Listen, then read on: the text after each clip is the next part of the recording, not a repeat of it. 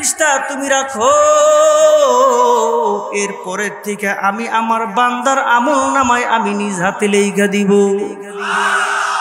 আল্লাহ দিব তো কম দিব, জোরে কোন কম, আরো জোরে কোন কম।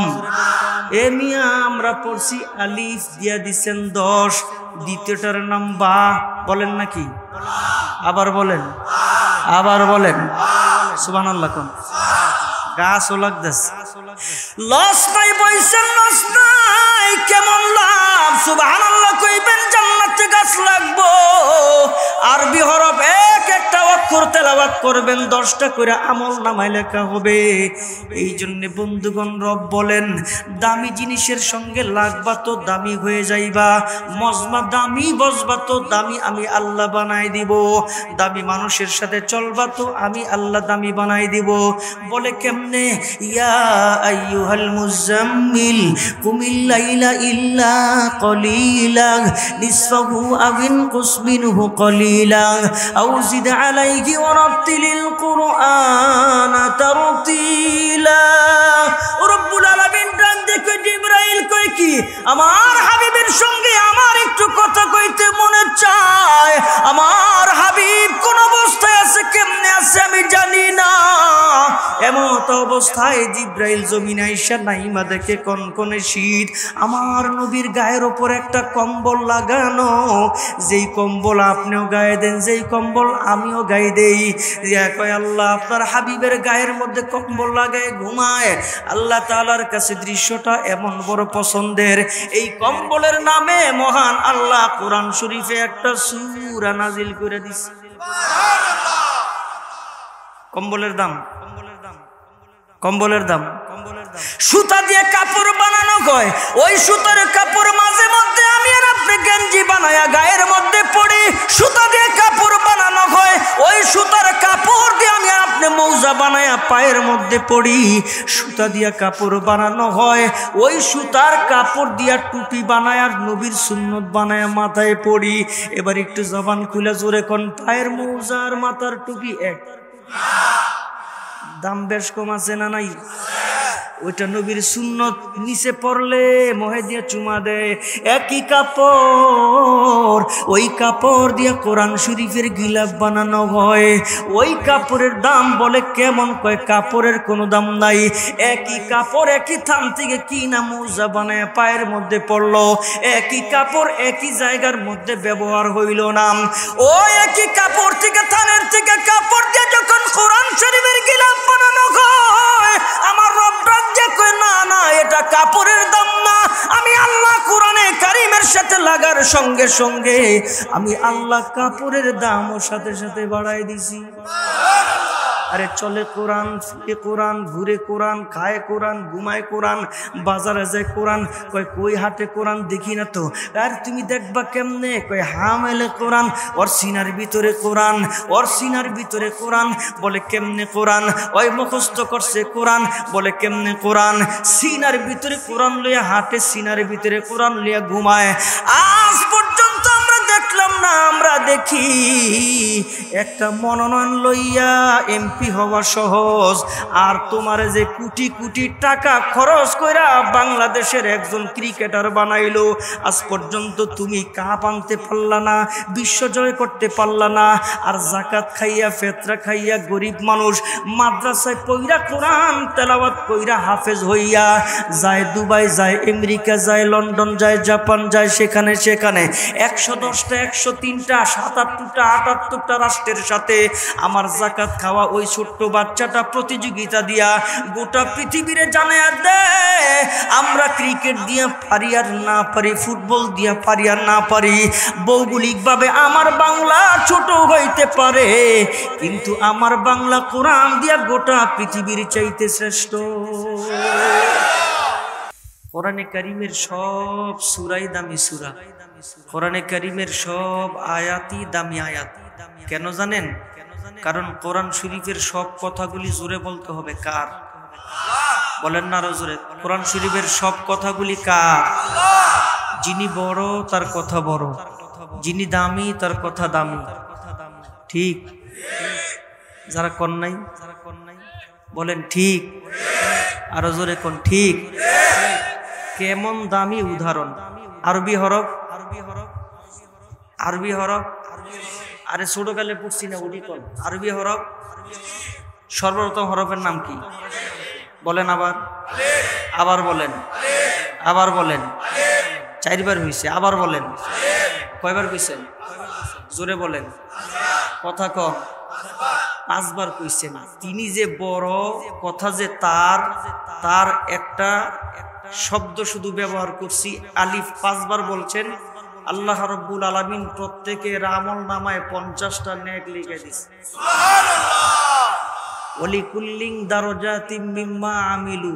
শুধু কি তাই? আপনার নামাজ আমার নামাজ, আপনার রোজা আমার রোজা, আপনার হজ আমার হজ, আপনার জাকাত আমার জাকাত, সাহাবায়ে কেরামের নামাজ, সাহাবায়ে কেরামের জিকির, সাহাবায়ে কেরামের রোজা, সাহাবায়ে কেরামের জাকাত, সাহাবায়ে কেরামের ইবাদত, আপনার ইবাদত আমার ইবাদত, জুনাদ আল হাবিবের ইবাদত, ওলিয়া উলিয়াদের ইবাদত। এরপরে যারা আমাদের থেকে বিদায় হয়ে গেছে, বড় বড় সাহাবায়ে কেরাম, তাবিন, তাবে তাবিন, তাদের ইবাদত আর আমাদের ইবাদত এক না। রব বলেন ওয়ালিকুল্লিন দারাজাতুম মিম্মা আমিলু। আরে ইবাদত একটাই, কেউ যদি দিল দিয়া করে কাউরে কাউরে আমি আল্লাহ এই যে এশার নামাজ পড়াইছি, আমি জামাতে পড়ার সাথে সাথে 27 গুণ দিয়ে দিছি সওয়াব।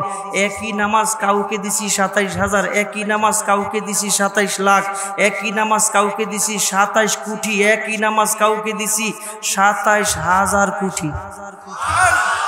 বললো না তো? আরো জোরে কোন। ফিরিস্তা ডাক দেখে, রব লিখতে লিখতে শেষ, আমার কাছে আর কিছু নাই, শেষ আমার কাছে, আর কোনো অঙ্ক নাই, আর কোনো কিছু নাই, আর কোনো সীমানা নাই। বন্ধুগণ, আমার রব্বে কারীম ডাক দেখো, ফিরিস্তা তুমি রাখো, এরপরের থেকে আমি আমার বান্দার আমল নামায় আমি নিজ হাতে লেখা দিব। আল্লাহ দিব তো কম দিব? জোরে কোন কম, আরো জোরে কোন কম। এ মিয়া আমরা পড়ছি আলিফ দিয়া দিচ্ছেন 10, দ্বিতীয়টার নাম বা, বলেন নাকি? আবার বলেন, আবার বলেন, সুবহানাল্লাহ কোন। গাছ ও লাগতেছে, লস নাই বইছেন, লস নাই, কেমন লাভ। সুবহানাল্লাহ কইবেন, জান্নাতে গাছ লাগবো। আরবি হরফ এক একটা অক্ষর তেলাওয়াত করবেন, 10টা করে আমল নামায় লেখা হবে।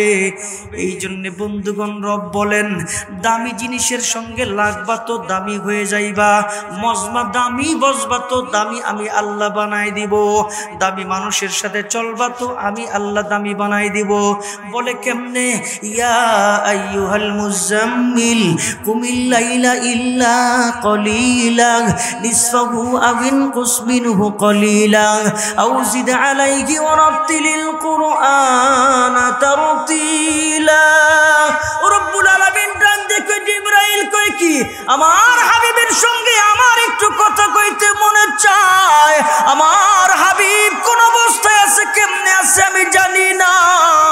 এমত অবস্থায় জিবরাইল জমিনে আইসা নাইমা দেখে কনকনে শীত, আমার নবীর গায়ের ওপর একটা কম্বল লাগানো, যেই কম্বল আপনিও গায়ে দেন, যেই কম্বল আমিও গায়ে দেই। কয় আল্লাহ আপনার হাবিবের গায়ের মধ্যে কম্বল লাগায় ঘুমায়। আল্লাহ তাআলার কাছে দৃশ্যটা এমন বড় পছন্দের, এই কম্বলের নামে মহান আল্লাহ কোরআন শরীফে একটা সূরা নাজিল করে দিছে।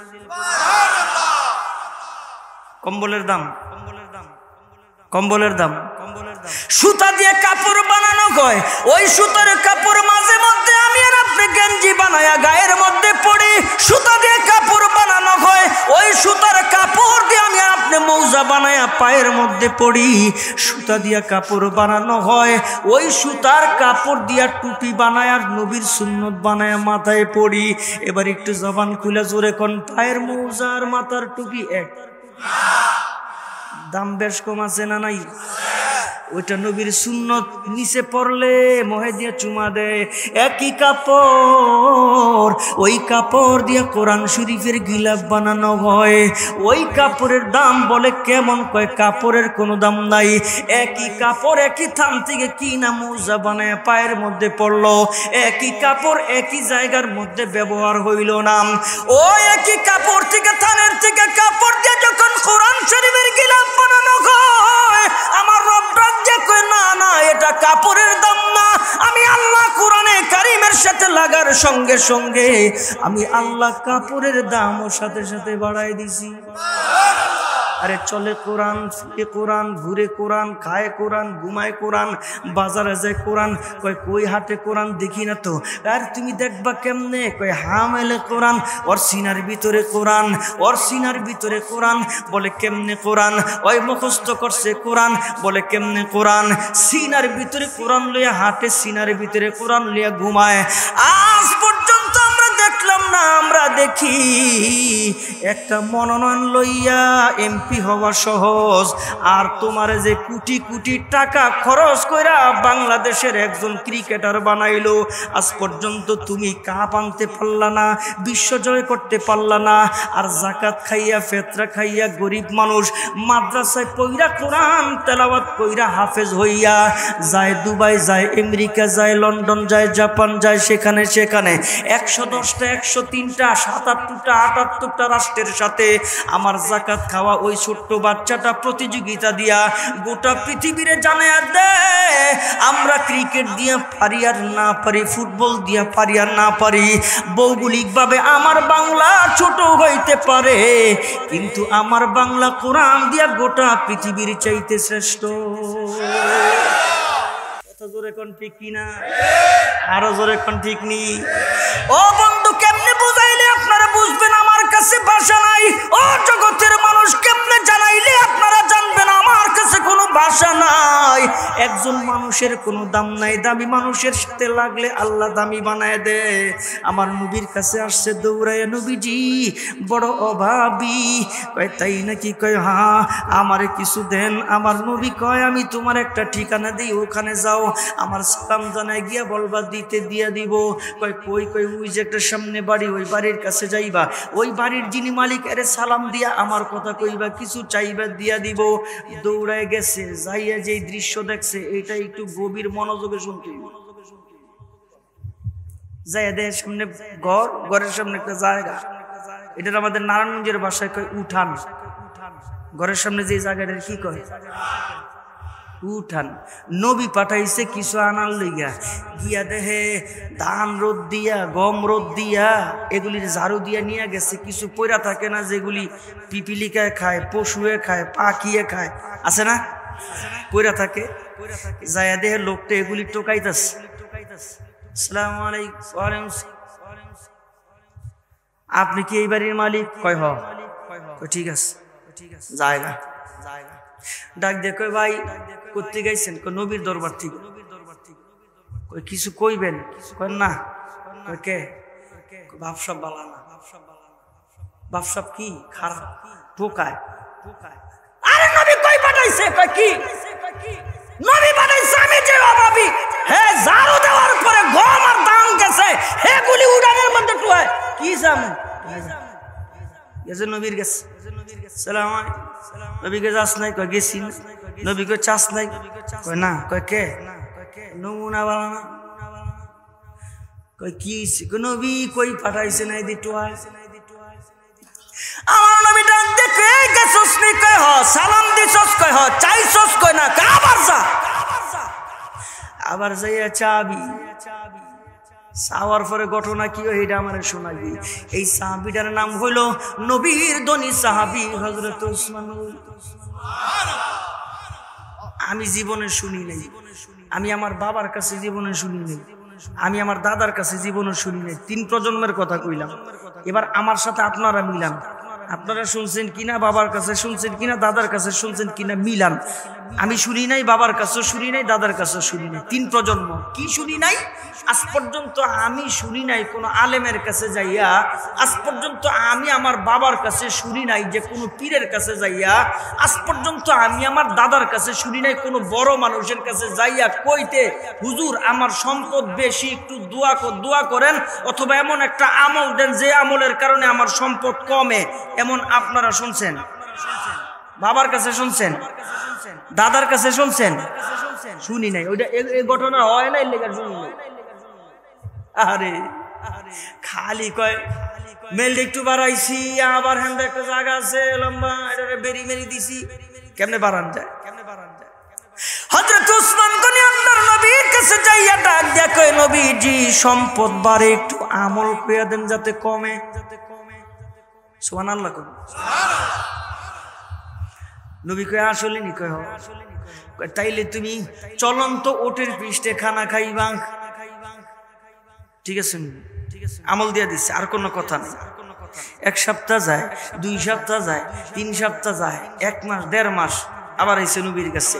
এই 1.5 মাসের কারগুজারি শুনাই দিনের নবীজি।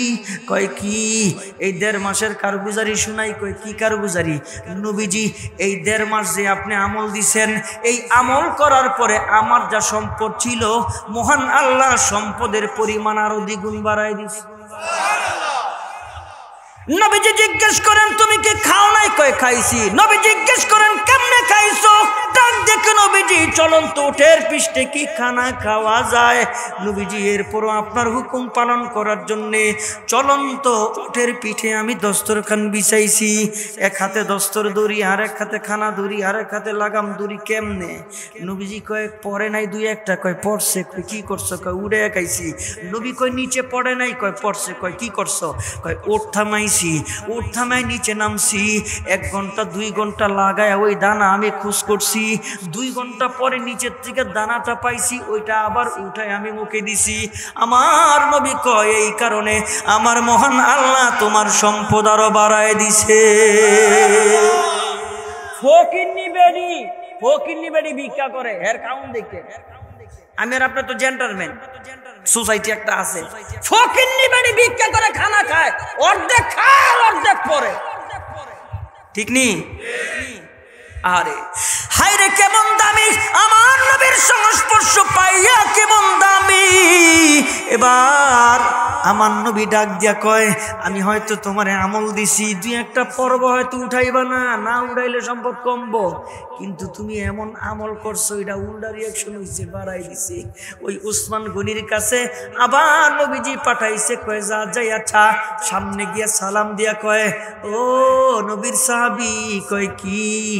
আমি আবার আসছি। কয় তুমি এর আগে আসছিলা? কয় হ। কিছুদিন কইলেন না? বাপসাব বালা না, নবী পাঠাইছে আবার কিছু দেওয়ার জন্য বলছে। হযরত উসমান গনি ডাক দিয়া কয় ওই যে বহু দূরে ঘর, ওইটা আমার উটের খামার। ওই উটের খামারের ভিতরে যাইবা, মোটা তাজা দেখা যেই উটটা তোমার পছন্দ হইব ওই উটটা তুমি নিয়ে যাইবা। এবার একবার মাটির দিকে তাকায়, আর একবার চেহারার দিকে তাকায়, আর একবার পিছনে নবীর ঘরের দিকে তাকায়। দৌড়ায় গেছে উটের খামারের ভিতরে যাইয়া মোটা তাজা তরু তাজা দেখা একটা উটের লাগাম ধরে যখন বের হইছে, দরজা লাগায় নাই। উটের একটা অভ্যাস, উট একা একা চলে না, দলবদ্ধভাবে চলে। উট সামনেরটা যেদিকে যায় পিছনের গুলি সব এদিকে যায়। ওই উটটা খামার থেকে নিয়ে যখন রওনা হয়েছে দরজা লাগায় নাই, এমন সময় ভিতর থেকে সমস্ত উট ওইটার পিছনে পিছনে বের হয়ে গেছে। বিরাট বড় খামার, সবগুলি পিছনে। অনেক সামনে গিয়া দেখে ইয়া আল্লাহ, সব আয়া পড়ছে। আবার দৌড়ায় গেছে উসমান গনির কাছে, নবীর দামি সাহাবী আমি বুঝি নাই, দরজা লাগাইতে মনে নাই, সব বের হয়ে গেছে। আল্লাহর নবীর সাহাবী হযরত উসমান গনি ডাক দিয়া কয় পিছনে পিছনে যেহেতু সবগুলি বের হয়ে গেছে, এগুলির সবগুলির মালিক আমি ঘোষণা দিলাম, আমি সবগুলির মালিক তোমারে বানায়া দিলাম। বন্ধুগণ আমার কেমন দামি! আল্লাহ রাব্বুল আলামিন বলেন ইয়া আইয়ুহাল মুযাম্মিল কুমিল লাইলা ইল্লা কলিলা নিসফাহু আও ইনকুস মিনহু কলিলা আও জিদ আলাইহি ওয়া রাত্তিলিল কুরআনা তারতিলা। কখনো কখনো আল্লাহ কয় হে কম্বলওয়ালা, কখনো কখনো আল্লাহ কয় হে চাদরওয়ালা। চাদরের কোনো দাম নাই, কম্বলের কোনো দাম নাই। এই কম্বলটা নবীর গায়ে লাগার সাথে সাথে কম্বলের দাম বেড়ে গেছে। এই চাদরটা নবীর গায়ের সাথে লাগার সাথে সাথে চাদরের দাম বেড়ে গেছে। আপনার কোনো দাম নাই, আমার কোনো দাম নাই। দামি জিনিসের সাথে সম্পর্ক লাগাইলে মহান আল্লাহ দামি বানায় দেয়। জোরে কোন কথা ঠিক? আবার কখনো কখনো আল্লাহ মানুষকে পছন্দ করলে একটু মুসিবত দিয়া দামি বানায়। আবার কখনো কখনো আল্লাহ বান্দাকে পছন্দ করলে কেমনে দামি বানাবে, বান্দা কল্পনা করতে পারবে না। আমি খোদার কসম করে বলতে পারি, যারা আজকে আলেম ওলামাদের ইজ্জত নষ্ট করার জন্য, মানুষের সামনে চোর সাব্যস্ত করার জন্য, মানুষের সামনে চরিত্রহীন সাব্যস্ত করার জন্য হ্যান্ডকাপ লাগায়া, কোমরে রশি লাগায়া টাইনা নিয়ে গেছে, কসম খোদার আলেমরা বের হইছে, আলেমদের শান আগের চাইতে আরো দ্বিগুণ বাড়ছে, ঠিক কিনা?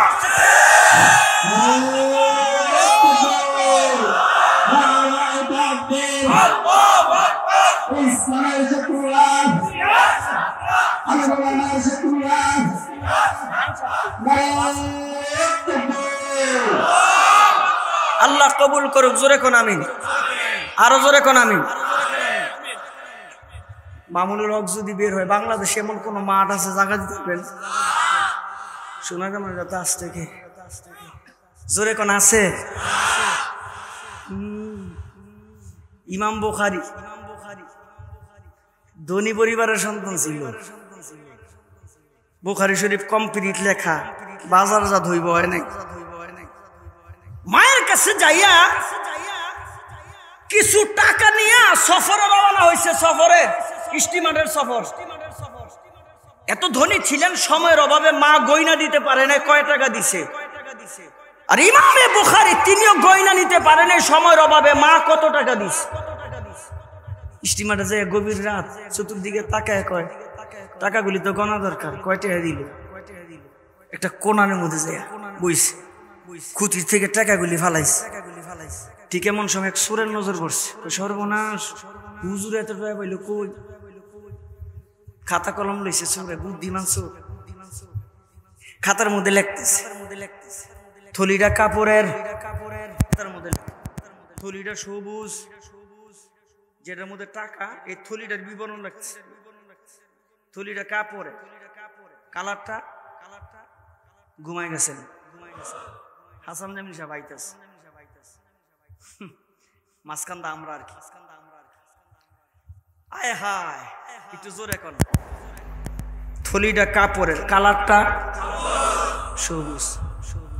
বুঝার জন্য বলি, টাকা গনতেছে। ওই সময় কি টাকা ছিল বুঝার জন্য। 1000 টাকা আলাদা, 500 টাকা আলাদা, 200 টাকা নোট আলাদা, 100 টাকা নোট আলাদা, স্বর্ণ মুদ্রা আলাদা, রূপ মুদ্রা আলাদা, একসাথে করছে।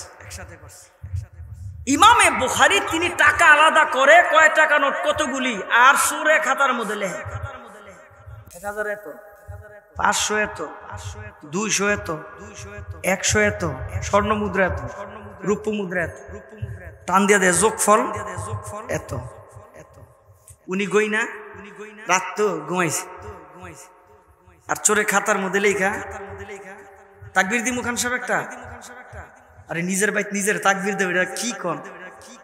আরে আসরের পরে নামাজ কেন্দ্রিত গায় খারায়া, আমার ভাই তো খারায় ওয়াজ করে, ঠিক না? খারায় কথা, আল্লাহ আল্লাহ আল্লাহ আল্লাহ। জুনায়দ হাবিব কি কয়ে গেছে কইতে পারবেন? খালি কইতে পারবেন যে মুসা নবীর, আরে কি ইব্রাহিম আলাইহিস সালামের এই কইছে, এই কইছে, এটা কইছে, হ্যাঁ এটা কইতে পারবেন। কিন্তু খান সাহেব কি কইছে কইতে পারবেন? উনার বড় ভাই আব্দুল্লাহ সাহেব জুনায়দ হাবিবের বাল্য বন্ধু, উনার ভাই হিসাবে খান সাহেব মহিউদ্দিন খান। আরেকটা নাম কইছে, মুফতি আমিনী রহমাতুল্লাহ আলাইহির নামটা কইছে। উনার নেসবতে খুব ভালো সম্পর্ক। এগুলির ওজন বুঝবেন। আমিনী সাহেবের কথা যদি সারা রাত বইরা কই, ওজন বুঝবেন নাই। কই পাইবেন এই মানুষ, কই পাইবেন? গয়না ঘুমাইছে,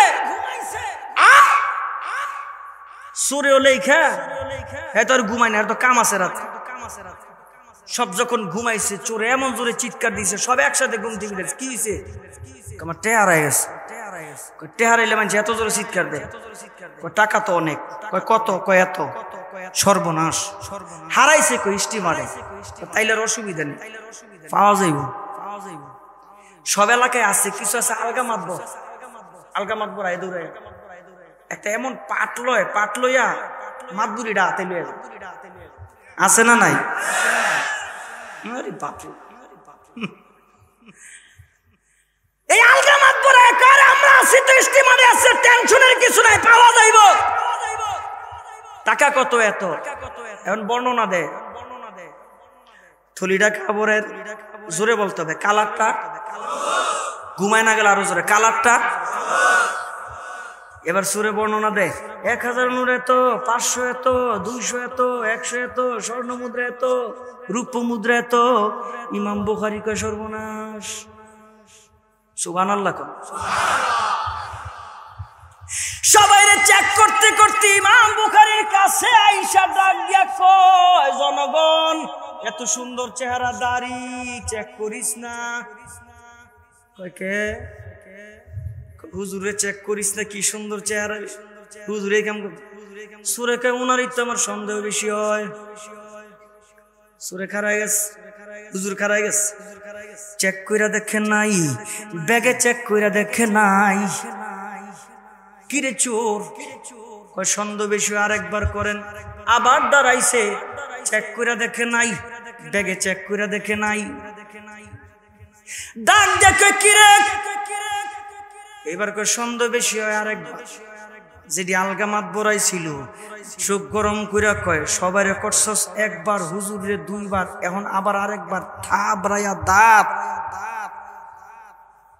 মামলা দিয়ে দৌড়া লইয়া যায় চৌরাস্তায়। আমার দৌড়ালাম, এলাকার মানুষকে কিরে ভালো মানুষটার দূরে নিল কে 1 বার, এলাকার মানুষকে কিরে ভালো মানুষটার মামলা দিল কে 2 বার, এলাকার মানুষকে কিরে ভালো মানুষটার সময় এত ষড়যন্ত্র করে কে এরকম করে ফুসতে ফুসতে পুলিশ আইব দূরের কথা, থাবরায়া জনগণ ফুসিয়া গেলে থাবরায়া ধ্যান্দা বানাই লেব। জোরে বলতে হবে ঠিক কিনা? 3 বার চেক করে দেখে নাই। ইমাম বুখারী ঘুমায়, চোর ঘুমায়, কিন্তু ঘুম তো নাই, সবাই ঘুমায়। আবার ঘুম থেকে উইটা তোরা গেছে হুজুরের মাথার বসে, মাথা খাই যায়। কয় হুজুর সালাম আলাইকুম। কি কয় কি? সুরে কয় টাকা। হুজুর কয় টাকা?